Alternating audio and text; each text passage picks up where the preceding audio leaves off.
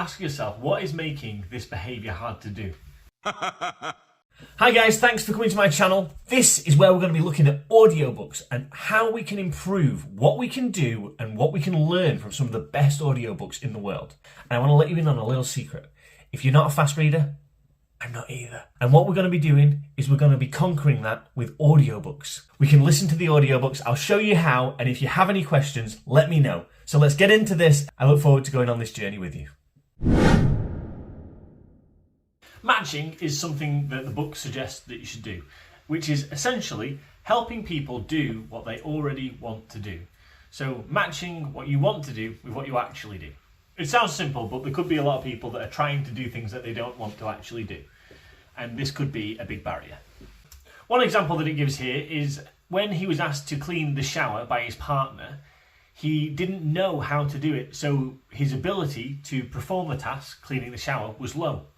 When he asked him to show him exactly what he wanted to be done, he realised that it was quite easy. So his ability went through the roof, which meant that he was able to do it. So knowing what you want to do, being prompted by it, being able to do it, they are the three things that are vital to this habit. So when you're thinking of a habit that you want to do that you're not doing, plot it on a graph. What are the easiest behaviours you could do? And what are the hardest behaviours that you could do? What has a big impact and what has a smaller impact? He talks about small behaviours done consistently over time is like a tree with a lot of roots. Whereas inconsistently doing a behaviour in bigger increments would be more shallow, easier to uproot habits. So if you're looking to create a habit that you want to continue with and keep doing, it's best to be consistent over time, even if you're doing less than what you'd ideally like to do. Because once it becomes a habit, once you're used to it, it's then ingrained in your behaviour. So the consistency itself will push you over the line. One point that it says here is with behaviour design, rather than blaming yourself, you're more looking at certain factors that you can dial up and dial down to increase your likelihood of doing that. So number one, you need to know what you want to do.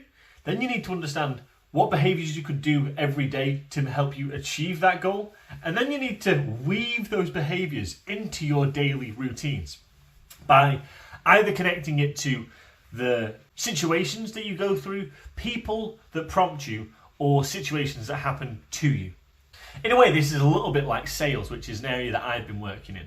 It's understanding what people want to do, why they'd want to do it, and then nudging them incrementally to that end goal of fixing their solution, filling that gap, or applying that solution to their need. Thanks for watching, guys. Don't forget to like, share, and if you want to subscribe, that'd be fantastic. I'll be uploading the next video tomorrow at 6 PM.